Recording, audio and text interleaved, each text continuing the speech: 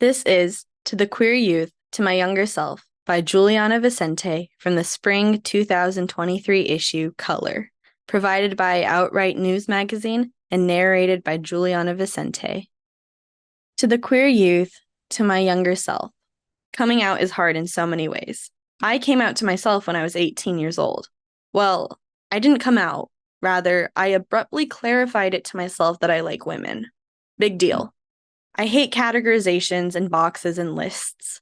Yet, it also relaxes me to put things and ideas into categories, boxes, and lists. The LGBTQ plus spectrum is mind-blowingly expansive, and as I'm sure you already know, it is so beautiful. The multitudes of identities and expressions, the inexplicable drive toward activism, the intrinsic nature to care for others, it is all so wonderful.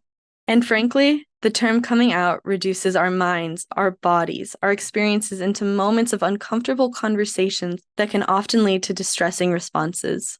According to the 2022 National Survey on LGBTQ Youth Mental Health from the Trevor Project, 73% of LGBTQ youths between the ages of 13 to 17 experience symptoms of anxiety, and 58% experience symptoms of depression. This is often influenced by internalized homophobia, lack of parental support, absence of queer communities, and other childhood experiences. Internalized homophobia has been studied, and analysis suggests that it is correlated with levels of depression, anxiety, and suicidal impulses, tending to affect individuals their entire lifetime because heteronormative social expectations do not align with homosexual attraction. To make matters worse, homophobia, bullying, and a fear of rejection forces young people to silence themselves and their identities from those around them, and ultimately creates an additional stress that can trigger anxiety or depression. All of these debilitating forces have a direct effect on the way young people view themselves and react to the world around them. As a young, queer Latina myself, I can attest directly to this statement. I wasn't able to come out to myself for what felt like an eternity. I remember having my first real crush on a girl in the 6th grade, but I didn't actually acknowledge that for another 6 years. The reasons? I was raised in a Catholic Latino household, and I assumed I would inevitably find my Prince Charming. Despite feeling no genuine attraction to the boys my age, I thought all I needed to do was find the perfect formula to success.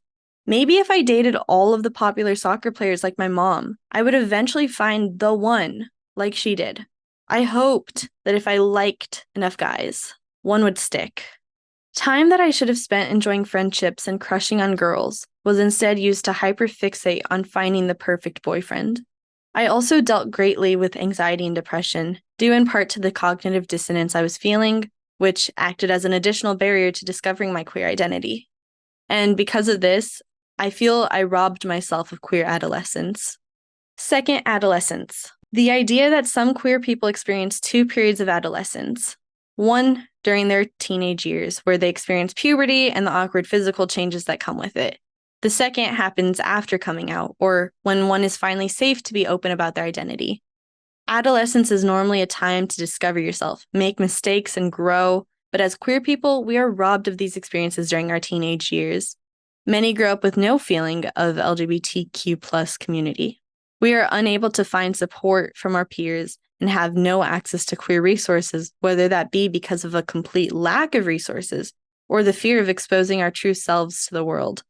We aren't usually given the safety and comfort to explore our sexualities and bodies. Second, queer adolescence can happen at any point of one's lifetime, whether that be at the age of 20 or at the age of 70. During this period, we are finally able to explore and rediscover ourselves and our identities. College was a breath of fresh air. It was my chance at a second adolescence. For the first time, I found myself outside of my family's influence and in a space that embraced all identities. I am becoming my truest self, someone who researches at a neonatology lab, goes on dates with girls, is a part of too many queer organizations, attends weekly poetry nights, and aspires to serve the queer community as a doctor. Getting to be myself includes being anxious and depressed, though they aren't exacerbated by me not being out anymore. I am healing. I am able to enjoy the overwhelming giddiness I feel when I like a person, and I have the tools to take care of myself when I experience heartbreak and pain. I was able to take a girlfriend to prom last year. I made community with my queer friends, and I've been able to open up to my parents more about my sexuality. Healing can take a long time, but once it starts, it can be so rewarding. Though I wish my younger self got to experience her queerness at an earlier part of her life, I've stopped dwelling on the ifs, and I try to live more presently. Instead, I simply reflect and try to find ways to help our community thrive and to support it. Queer youths are targeted every day for their identities, expressions, and livelihoods, and we need to focus on inclusive, collective, and comprehensive healing for the entire LGBTQ+ community. Queerness has always existed, and it will continue to exist. We must make a united effort to prevent our traumas from following suit. To the queer youth, from the past, in the present, of the future, you are not alone. 4 words, 14 letters, they come out so easily yet seem indigestible. I would know. For years, alone was the perfect word to describe me. Yet here I stand, at 21 years of age, writing to you, and I am not alone. The journey here wasn't easy, and yet I know I'm not done. Healing requires a conscious effort that lasts a lifetime, but it is worth it. I am slowly becoming the person I have always wanted to be. I hope this letter, my teenage ruminations, my euphoric second adolescence, brings you whatever you need, whether it's laughter, grief, hope, or healing.